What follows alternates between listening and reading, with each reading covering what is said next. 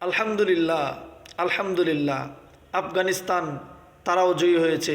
আফগানিস্তানে ইসলামের পতাকা উঠছে আজকে আকাশে। আজকে আফগানিস্তানের আকাশে আল্লাহু আকবরের ধ্বনি উচ্চারিত হচ্ছে। ঠিক তেমনিভাবে আমাদের আমাদের আমাদের সিরিয়াতেও আজকে ইসলাম বিজয়ী হয়েছে। তারা ইসলামকে বিজয়ী করেছে। মর্দে মুজাহিদরা যুদ্ধ করে জিহাদ করে বেদিনদেরকে ওই দেশ থেকে তাড়িয়েছে। ঠিক তেমনিভাবে আমার বাংলাদেশের আকাশেও একদিন কালেমার পতাকা উড়বে।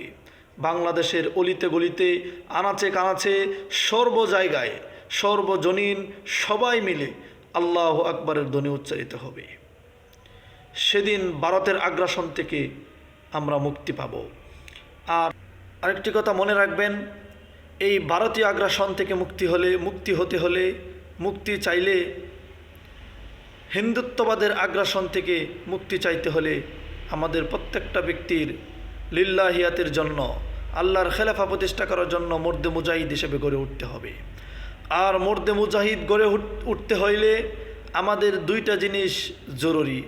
একটা হচ্ছে রুহবানুল লাইল, আর একটা হচ্ছে ফুরসানুন নাহার। রাতের বেলায় তাহাজ্জুদ গুজার, দিনের বেলায় ঘোড়সোহার। রাতের বেলায় তাহাজ্জুদ গুজার, দিনের বেলায় ঘোড়সোহার। এই দুই বিষয়ের, এই দুই জিনিসের সমন্বয়ে আল্লাহ রব্বুল আলামিন আমাদেরকে খেলাফার এই সুমহান দৌলত আমাদেরকে দান করবেন।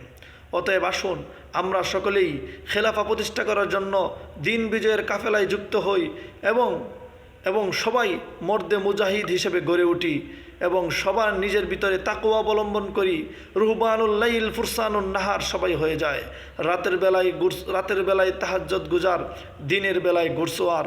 রাতের বেলায় চোখের অস্ত্র দিয়ে বুক ভেজাবো, দিনের বেলায় সেই চক্ষু দিয়ে আগুন বের হবে, বারদ বের হবে। আমরা সবাই মর্দে মুজাহিদ হিসাবে সামনে এগিয়ে চলি এবং বাংলাদেশে ইসলামী খেলাফা প্রতিষ্ঠার লক্ষ্যে আমরা সবাই এগিয়ে যাই। সেই তামান্না রেখে আমরা গাজওয়াতুল হিন্দের জন্য প্রস্তুতি নিয়ে সামনে এগিয়ে যাই। আল্লাহ আমাদের সহায় হন।